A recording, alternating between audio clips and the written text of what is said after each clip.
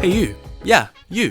Do you ever want to get impregnated by your best bro? Perhaps get groomed by a hot fish lady? Maybe even stop time and explore your totally platonic bestie's body. Ah, the beautiful genre of Yaoi and Yuri. See, it was the 1st of June, so I decided to watch a BL or GL anime every single day for 30 days straight. Yaoi and Yuri have been an absolute staple of the anime medium ever since its inception, and we all kinda know why. Sure, there's all this depth and emotion and revolutionary storytelling, but it's also kinda just romance anime with everything cracked to a million and back. Straight couples will spend 10 episodes beating around the bush, going on hangouts, will they, won't they? Meanwhile, Mr. My Eldritch Abomination can't be this cute is hand fucking his dead bro by the 2nd episode. But it's also a genre that I've never really gotten the chance to get into. So to truly get started, I got my Fujoshi of a sister with an average of 40 hours on AO3 every single week to curate a list of 30 whole ass shows and movies because good lord, there is a lot to get through. So please sit back and relax and enjoy this absolute tourist talk about Yaoi and Yuri a whole month behind Pride Month. My Lovecraftian horror can't be this cute. Don't you hate it when your homeboy, who high-key had feelings for you, dies and gets his skin stolen by a Lovecraftian horror? What does it mean to be queer in a conservative town hours from the nearest city that suffocates you? This anime is about fear. Fear of understanding who you are and how that truest self fundamentally isolates you from the world. The judgment, the disease, the pain, the monster, the broken relationships, the allure of never letting go. And thus, the horror is replaced by wholesome fun times. They hang out together as this Lovecraftian creature discovers that the human world is pretty lit. He's enamored by the lyrics of a song, tears up from a movie that Hikaru's already watched 4 times, ecstatic from even the smallest things, while Yoshi juggles between treating this entity as his Hikaru and a stranger. He walks into Yoshi's home. Yoshi's unsure whether Hikaru's proclaimed love is him or the entities.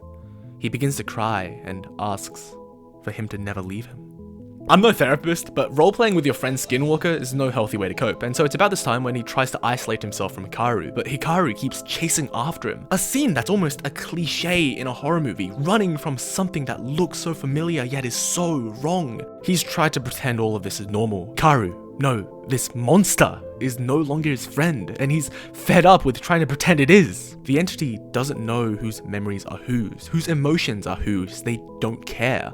All they do know is that they love Yoshiki, and that outpouring of love is met with disgust. Tears well up as this total violation of his body, Hikaru's body, everything this rural town holds sacred, engulfs him entirely. And then he begins to like it. It's a scene that nearly brought tears to my eyes. It's horrifying. It's disgusting. It's a total violation of someone. Predatory, unnatural, a reflection perhaps of Yoshiki's very own internalized fears and disgust that unravels into ecstasy. Hikaru is completely and utterly giving himself up. Everything that's welled up, spewed out, and submerging Yoshiki whole as he gleefully suffocates in it. If you search up the main antagonist of the summer Hikaru died, the first couple responses claim that it's this entity, but that's kind of like saying the main villain of Frankenstein is Frankenstein's monster.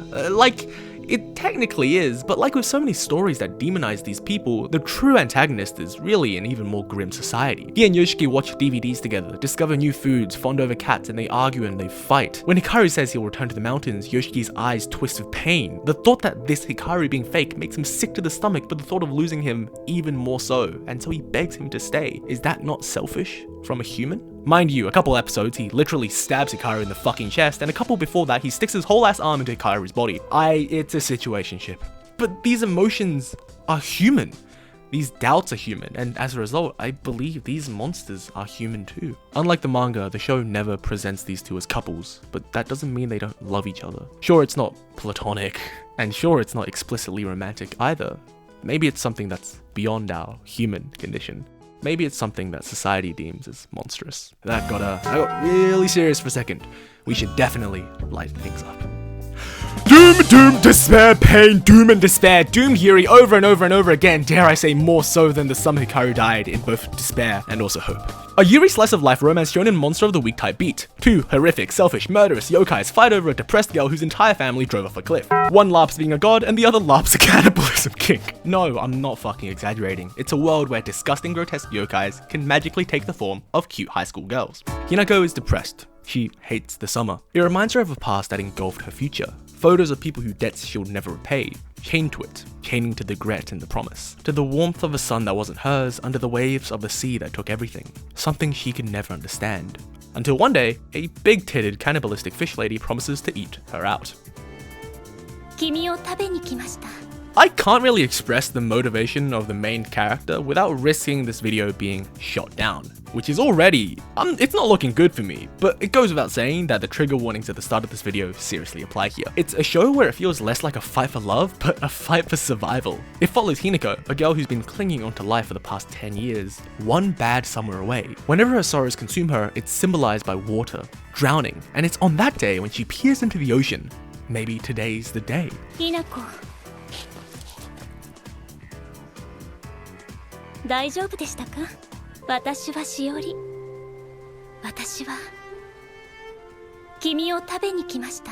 Unlike most people who'd probably freak the fuck out, in both ways, after this request, Hinako doesn't seem phased at all. Hell, she seems like a weight's been lifted off her chest. Shiori, much like Hikaru, is a story of monsters learning what it's kinda like to be human, you know? In a previous life, she was a man-eating mermaid. Not the ones that are ginger, but the Japanese ones, you know? The ones that look like sleep paralysis demons. And now, in the form of cute high school girls, she's discovering that Tamagayaki and fireworks and rage baiting are kind of awesome. But trauma doesn't leave the moment a Kuromi girl gets their mitts on you, you know? It's still the summer, and a wholesome outing to a summer festival isn't devoid of the constant reminder of that pain. The families, the smiles, the fireworks over the sea, it becomes too much. Unlike a lot of depictions of trauma in anime, it doesn't go away.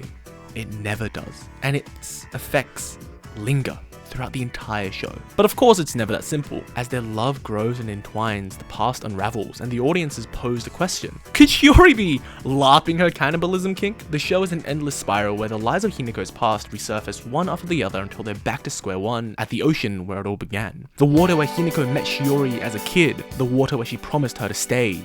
ひなこだけは生きてと。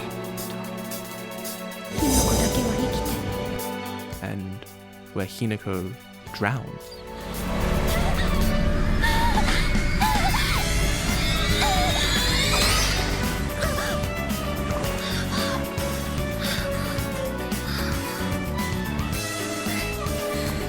Frankly, there's no closure. Hinako's will to live is still puppeted by a lie that's eating Shiori apart from the inside out to maintain. It's almost a frustrating watch, because there's no one to blame. And that's where it ends. Season 1. The last episode, little bonus episodes of sort, is a wholesome outing to a hot spring town, where the second arc seems to be giving off the vibe of, what if we get Hinako to love life so much she doesn't want to be eaten anymore? Hopefully we get a second season, and I'm sure the Yuri gets more intense over time, but for now, it's very soft, but I still definitely recommend the watch. It's a great time. Continuing the joke that Yuri plots are always 10 times more intense than yaoi, I somehow stumbled upon something more mind-boggling than a monster wants to eat me. What is it with Yuri and cannibalism? That swarm made the world's bears rise up together as one. Then they all started attacking humans. Like, who could have seen that coming, right? This show is something cool, something fabulous, something very, very sexy, shabba-dabba-doo. In this world, where all men have been wiped out, God bless, bears have started slamming out people indiscriminately, and so they pulled an Attack on Titan and a massive wall was constructed to keep those damn bears out. But two girls, Panty and Stocking, sneak across this barrier for one simple goal: to eat out girl, fuck! I want to eat that girl. Growl, growl. You are such a glutton, Ginkgo. But that's okay because Lulu will always love you. You can sink your teeth in Lulu anywhere you'd like. Come on, you can even do it now. Oh, Lulu can't believe she's saying this. Focusing on their first victim, Kaneha, a girl who truly loves Sumika yet cannot confess it due to the invisible storm. Thus, the class president presents an idea most ingenious: to destroy the storm. And then, Sumika gets slimed out before she can confess her love. I'll protect her with my own hands. What follows next is a Yuri bear shitstorm. The company president and her little freak of a bear in disguise hunt down Lulu and Ginkgo. Kaneha swears vengeance on the bears that killed her friend, while Panty and Stocking, they work their magic? Oh, and did I mention the council that judges the crimes of these bears are comprised of the only male characters in the story? I wonder what this could be symbolizing. The girls can even morph into cute anime girls through a magical girl transformation sequence, where they proceed to eat Kaneha by licking on her lily. Sure. Yummy girl. When you're being cool like this, You have a gorgeous smell too. Ooh. Why, you might ask? Well, because the show is directed by the same person who directed Sailor Moon, Kunihiko Ikuhara. And just like all of its work, it's very proud to be very queer, and it's steeped in symbolism. The lily in Japanese translates to Yuri. The same flower Kunaha and Sumika try to tend are representations of childhood and youth. The silent storm represents the systematic discrimination that queer individuals face and the consequences of revealing their love to the world that would rather not see it. The court is made up of some of the only men in the entire series, judging whether their sapphic love can be expressed through its beauty or sexual appeal. Their approval for lesbian expression purely conditional of a pretty obvious stand-in for the male gaze, and the wall is an all-encompassing divide. The alienation the queer community faces. In essence, it's the closet, and the bears who cross it, the ones who come out, are treated as monsters. And this is why I almost cut this anime entirely from this video. This is a show where lesbians are shown as predatory, hunting literal high schoolers, which, you know, I didn't know if I wanted to talk about. But I was talking to my emotional support lesbian about whether I should include this, and she told me that 1, sapphic love is complicated, even a little evil and filthy. Her words, not mine, and that's okay. And don't touch kids. Pretty based, if you ask me. This random mix of ideas, these characters and their fights for love, ultimately weaves into a tale of taboos fighting for acceptance. Not the eating kids part, not the eating kid. I really want to specify, not the eating kids part. This seemingly cut and dry story of bears hunting humans unravels into a love triangle of sorts. Ginko is revealed to be Kaneha's friend, to travel to the human world to deliver her a kiss, while Lulu tags along, knowing that by doing so, her love for Ginko will go unfulfilled. But their love is constantly challenged, either by the secret bears eager to satiate their hunger, or by the silent storm, an event where the student body calls for the entire school to vote out the people who they deem suspicious and leave them to fend for themselves, and by God, is it incredible. After watching this show, if my best friend could impregnate me, I wouldn't even bat an eye. Forget Spy X Family. Sakamoto Days, that's head slot, baby. We've got 2 new daddies on the block, Rei and Kazuki, and these 2 roommates slime out a random girl's father in the first episode and decide to take her in. All platonically, of course. That sounds extremely homoerotic to you? Well...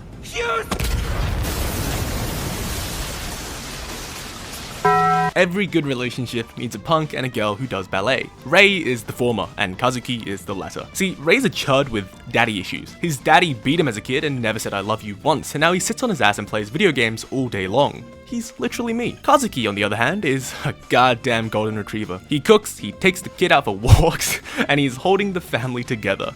He's the one that'll get custody of the kid. And speaking of custody, these 2 immediately realize that their job is literally to kill people, so they can't exactly bring their kid to work, and instead decide to go track down her mum via Kazuma Kiryu, now going by the name of Cube, but I can see through your lies. Okay, well, rotting her brain with TikTok should do the trick. Chill out, I got it handled. Yeah, and you can have as much as you want.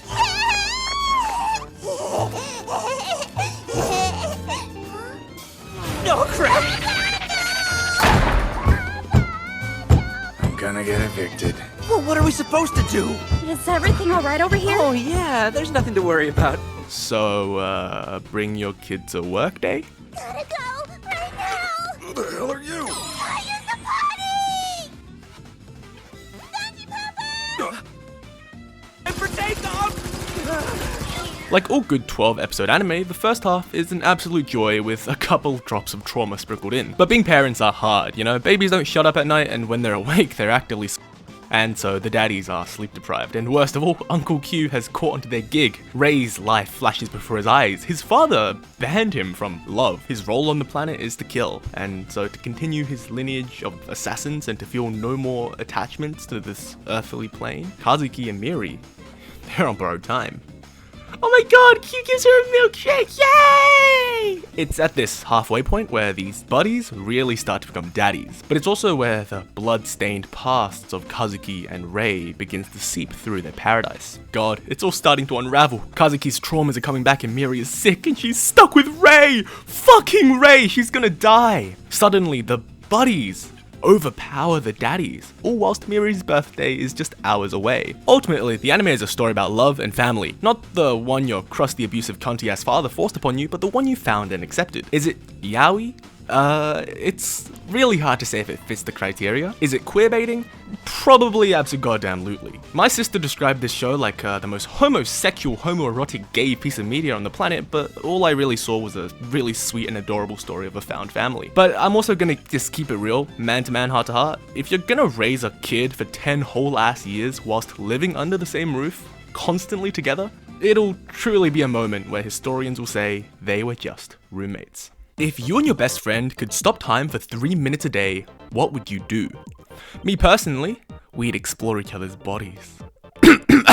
Me personally, I meant Murakami and Moritani. Well, this seems like a cute anime movie with a fun gimmick that'll bring the protagonists closer. I'm sure absolutely nothing crazy will happen. 村上さん見て私高見さんのことばかり考えてるよ私とお揃いだね What the fuck is Yuri even about, man? It's true, I decided to watch this at the 1 week mark of sorts. To calm down, you know? Too much drama and stress and crazy bullshit, but I really should have learnt my lesson and put on Yaoi because this movie is a roller coaster with zero warning. It's a story about 2 completely different people, one running away from connection whilst the other is emotionally exhausted from having to hold a mask in front of everyone, and for 3 minutes a day, 3 blissful minutes, these 2 worlds are allowed to collide and form a paradise. The sweetness of unconditional love entering the life of someone who only knows how to please others. Murakami objectifies herself and claims to just be an accessory that agrees without pushback. After all, that's what other people want, right? Girls want her to do their homework, the boys want to date her, the teacher wants to...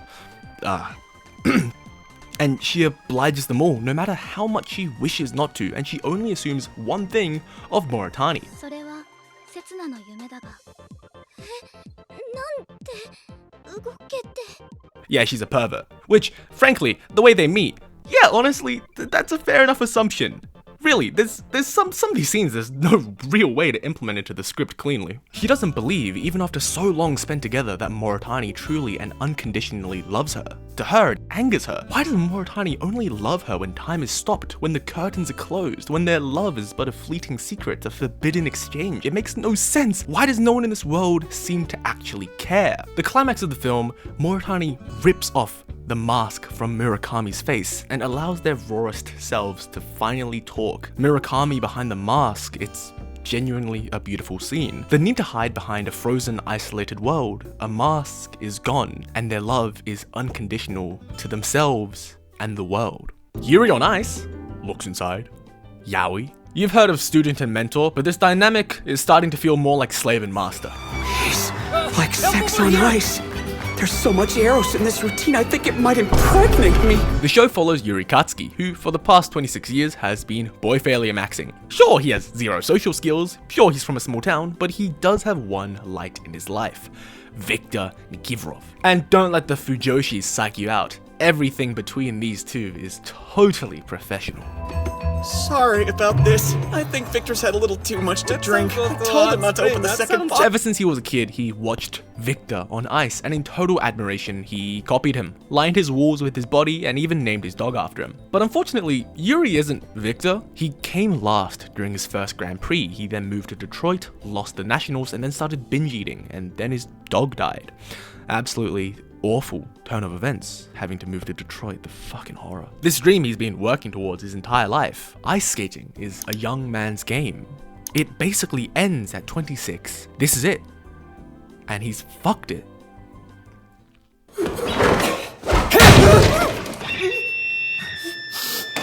Sorry.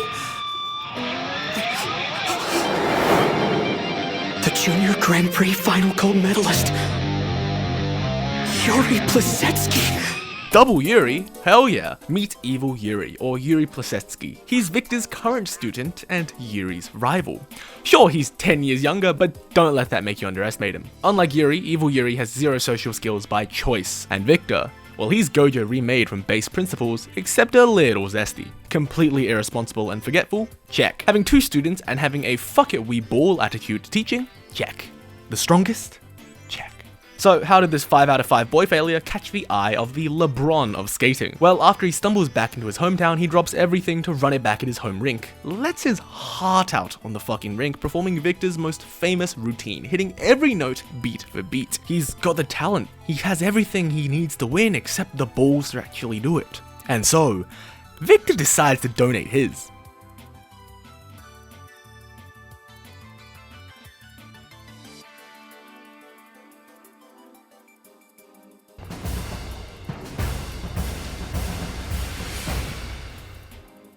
What follows is 11 episodes of rivalry, love, pork cutlet bowls, redemption, and a student-teacher dynamic that in any other context would result in someone ending up on a list. I think it would be more accurate to call this anime Yuri's on Ice. Evil Yuri with his 2 intimidating Russian teachers, and Yuri, well, I think calling Victor a teacher might get me in trouble. This contrast makes the show truly special, that and the constant suspense. The majority of the show is a tournament arc, first the Chugoku, Shikoku, and Kyushu championships, but unlike most animes where you know the main character will win in the last minute because of some bullshit power-up, Yuri isn't perfect. We all know he's failed in the past, but even now he makes mistakes, he flubs flips, misses moves over and over again, but he always gets back up. Character is what the show does best, you know? The China Cup is full of side characters that all equally feel like they've got a shot at taking Yuri's crown. Pitcher from Thailand, Guang Hong from China, this Swiss man who swings his penis around, all with added drama because, well, I think I'm going to come. you get excited when Yuri lands a quad soul, upset when a side character loses their flow, stressed when Victor's dog gets sick mid-tournament, and horny whenever the Swiss man is on screen. The animation is incredibly good for 2016, and I promise you, this show is still absolutely worth the watch if you haven't done so already. If Alyssa Liu didn't get you interested in ice skating, this probably will. You know what I've been thinking? Given really just felt so inaccurate. I mean, sure, the lead guitarist and the vocalist having a thing is cool and all, but we all know the real drama in bands is always between the bassist and the drummer. Well, it's a real shame that Given's over now. A week into this challenge, and now I find out there's 3 fucking movies. We've got Given, the movie, an hour-long situationship played between the bassist and drummer in real time, as well as a violinist twink. Then we've got Given Hiragi Mix. This plops us into the shoes of This plops us into the shoes of Mafuyu's ex-bandmates and is by far the horniest motherfucker in this entire video. Yes, I watched the animes before this. And finally, Given to the Sea, a beautiful conclusion that ties up all the loose ends and gives Mafuyu and Ritsuka the closure they need. Starting off with my favorite of 3, Given the movie. When I say this is an hour of Akihiko trying to grapple like 3 whole-ass situationships, I'm not lying. See, Haruki was kinda always his side piece. His obsession always lied with the violin, not the drums, and with this fine twink back in town, Haruki fears for the worst as the classic bassist experience of feeling like the least important one in the band bubbles to the surface. The band's about to make it big, you know? They're about to get a big live performance and finally make it on the big stage, but Mafuyu's losing his vision again, and Akihiko, as I've mentioned, is a fucking mess. His twink situationship is back in town and it's driving him up the wall. One moment he's straight and one moment he's with Haruki, and now he's in Ugetsu's bed. AKA, not a very healthy way to cope. These guys are your classic high school sweethearts. They met in music school, both played violin, and Ugetsu's skills were so incredible it turned bro homosexual. From then on, he's racing to get better, to compete with Ugetsu, to grow, to become his equal, but Ugetsu outran him. He's playing in opera houses in New York while Akihiko's playing in this fuck-ass band. And that's why he's in the band anyways. He's playing the drums out of spite. So their initial bond that forced both of them to grow better is now holding each of them back. Akihiko from his dreams of violin and growing as a drummer, and Ugetsu because, he's a twink. So they break up. This is good, this is healthy. I'm sure both of them are gonna take it absolutely very perfectly well. What are you talking about? Wait, what are you Who cares? Everything's going to shit. In the span of 20 minutes, Akihiko single-handedly wiped out 3 relationships back to back to back, and he got kicked out of the house. So, what does Haruki do? Well, he goes, I can fix him. Jeez, man, you look like you haven't slept in a year. Yes, thank you for that. Turns out Haruki could fix Akihiko. Yeah, it's anime movie pacing. Well, what can you expect? They live together, they cook together, Akihiko's getting back into the violin whilst looking towards the future. He's really fixing himself up. At the end of the day, I think this sequel to Given is honestly pretty similar in the themes of Given in the first place. It's about the struggles of moving on and the baggage that comes from the past. Blah, blah, blah, whatever. All you need to know is that eventually, the final performance is here, and Mafuyu is so good at singing, it reminds him of Ugetsu, and he finally realized that this band is way cooler than his twink situationship. And Ugetsu in the crowd sees it too. Happily ever after, happily ever after. Anyways, as things look up, the next movie immediately shoots it all back down, because because Mafuyu's dead ex's old band, you know, the one with Hiragi and Shizu, well, they're back, and they come with baggage. These two motherfuckers snatch up Ritsuka and tells him to finish an old demo. A demo made by Yuki! Oh, so it's his ex's song? Think of it like, what if you were tasked with finishing someone else's incomplete painting? Uh-huh. What if Take asked you to finish up a painting by his ex-girlfriend? Oh, I'd destroy it immediately. These two are about to make it big, you know, they got signed and their debut has to be a hit, but seeing Ritsuka playing a guitar riff from his dead ex, you know, not a great play if I'm not gonna lie. Could I get a noodle refill, please? The relationship web in this is more complicated than the fate timeline, but I'll simplify it for you. Mafuyu is upset that Ritsuka is ignoring him, you know, fearing a repeat of history as he falls out of love with music once again. Ritsuka is too locked in and dedicated to fulfilling Yuki's legacy, and he forgets how bad this shit looks on paper. And Hiragi is in love 50 times over with Shizu. But Shizu thinks he's got the hots for fucking Yuki. And Shizu is the real main character of the movie. Definitely this should be called Shizumi Mix or whatever, because Merceau over here is truly a once-in-a-lifetime communication expert. Turns out Hiragi, like Mafuyu, was so gobsmacked by the aeon of Riz, Yuki, that even though he never felt a romantic bone in his body tingle for Mr. Dead, his constant googly-moogly eyes did not help his relationship with Shizu at all. And even worse, Haruki and Akihiko, who are now in a stable relationship, revealed to Ritsuka that they're signed, and they've entrusted revealing it to Mafuyu to him. I'm sure this is gonna go great. I'll think about it later. Wait, what? I talked to Mafuyu. So what does Ritsuka do after his clearly distressed boyfriend spirals? Does he 1. Go clarify the situation, 2. Communicate, or 3. Pull an all-nighter and let Merceau from Limbus Company vague post? Anyways, let's talk about Shizu, the real main character, okay? Hiragi's been eye-fucking him for the past 50 minutes and he still hasn't taken a hint. Why? Because when I said that this guy was the horniest man on the planet, I completely and utterly mean it. He straight up tells Hiragi in the eyes when he confesses, "Yeah, you said you love me? Yeah. Prove it, pussy." He skips the hand-holding, the first kiss, the first date. He straight up tells bro to skip straight to the chase. I mean, what the fuck of a confession is that? But, I mean, is that consent? Don't try to stop me from being close to you. No, you really don't understand. Because the way you're acting right now, you're offering a sip of water to a man who's been dying of thirst.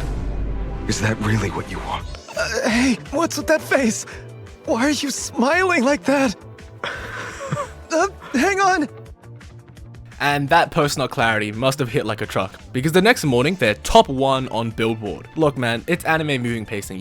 It's not my fault I can't write for shit, okay? And speaking of anime movie pacing, we did kind of forget about someone. Given to the sea is the conclusion of all of this. A final cherry on top to this absolutely wild ride. It begins with Mafuyu reminiscing on the time he spent with Yuki on the beach and then proceeding to transfer his guitar to him. Great start. Well, Ritsuka, what matters most is you make sure he doesn't slime himself out. Mafuyu is losing his spark. He hasn't practiced for 2 months and compared to his other bandmates, he's absolutely not feeling it. He needs something to inspire him. I don't know if that's a good idea. But you know what they say, whenever Mafuyu's depressed, Ugetsu's fucking Mafuyu senses just go off. I mean seriously. The moment he gets a sniff that his favorite kid is feeling down, he just arrives to Tokyo. It's miraculous. And like always, he performs his magic. In the wave of an endless cloud, all Mafuyu can see is the band. Hiragi's singing brings back memories of Yuki, and Ritsuka's glow reminds him of why he loved him in the first place, and the song is beautiful. I can't play it because this video is probably already facing a million YouTubers, and please subscribe and like this video. This video took way too long to make. But it feels like the complete climax of this very long journey. The culmination of all of these characters, of everyone's dreams, of everyone's trauma. And so he realizes, wait a second, I gotta lock in so I can stand next to Ritsuka. And with that, high school ends. This chapter of their lives finally closed, and finally they go to the sea. We get this cute Bocchi the Rock episode 8 style ocean hangout, and Ugetsu even sneaks in one last piece of Mafuyu's glaze before leaving. Wow, no wonder my sister loved this show so much. Hey, Uenoyama. Wanna mess around when we get back home?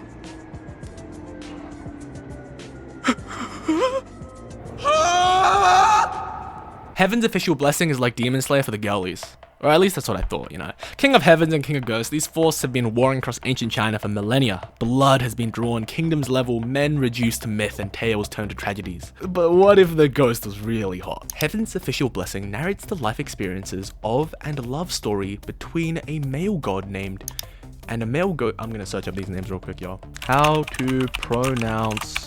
How to pronounce better some of the most mispronounced words in the world. Yeah, thanks, Julian. Love story between a male god named Xie Lian and a male ghost named Hua Cheng, and spans over 800 years. The original novel is an explicitly homosexual story that includes flirting, kissing, and even sexual intercourse. But how can a Chinese work be so explicit about kissing boys? You know, the CCP doesn't exactly like homosexuality, and the solution comes from the people.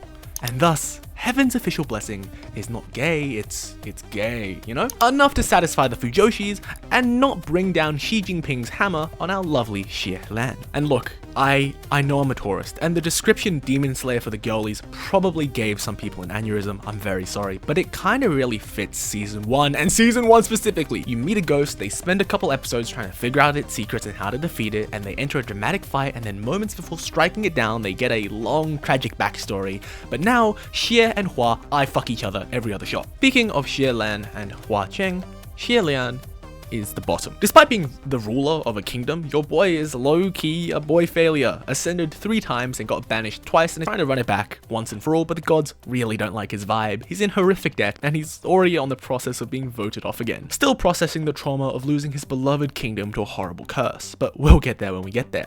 He gets summoned to the Heaven's official Discord server where everyone yells at him and sends him to solve a ghost slamming out brides in the middle of a mountain. So, any plans to lure the ghost out?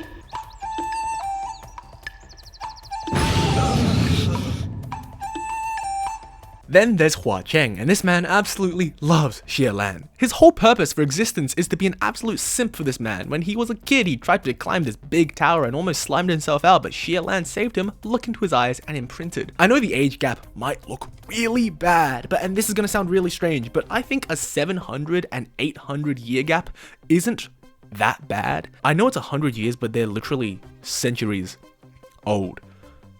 Like, you get that, right?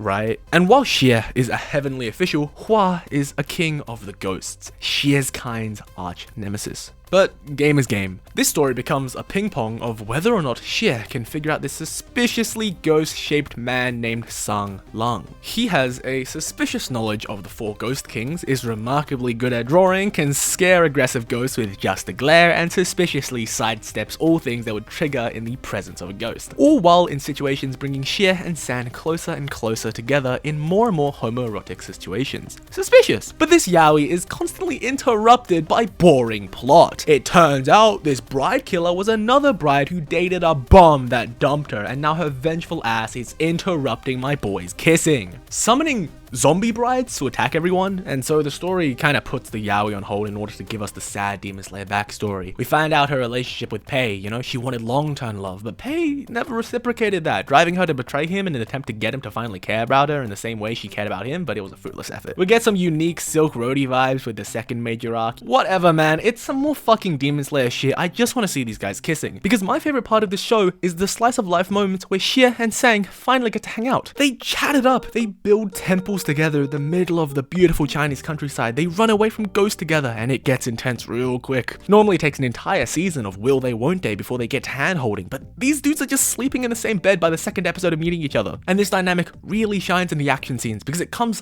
off less like blood pumping life or death battles of Demon Slayer, but more like Sang Lang trying to protect his man on his journey to farm up more followers. You will never find a man more loyal than Sang. He grabs onto shit tight when the wind blows him away, literally throws himself into a bottomless pit to make sure his boyfriend won't need to. He even sucks the venom directly out of his hand. I'm straight as hell, but this is romantic as fuck. This series really does not play, and from what I've heard, the novel is even more intense. But by God, if you thought the first season was romantic, nothing could have prepared me for the second one. Okay, I know I'm literally only on day 5, but I'm not even gonna lie. I'm not gonna lie. It's kind of because I want to enjoy my summer, or in this case, winter, because I'm Australian, holidays, instead of being cooped up in my room. I spent way too long making this video, and I'm just realizing that I literally have 7 subscribers, and this is probably going to get like 10 views, and so I want to finish this project without procrastinating it, so I'm just going to cut it here, but don't worry. The other 15 days will swiftly arrive, so hit the subscribe button and it'll feature hits like Banana Fish and Madoka Magica and so much tragic and doomed Yaoi and Yuri, so if you're here for that, subscribe. I literally have 7 subscribers right now, so if you don't, you're probably a bad person. Okay, stay safe and hydrated, and I'll see you soon. Alright, bye-bye.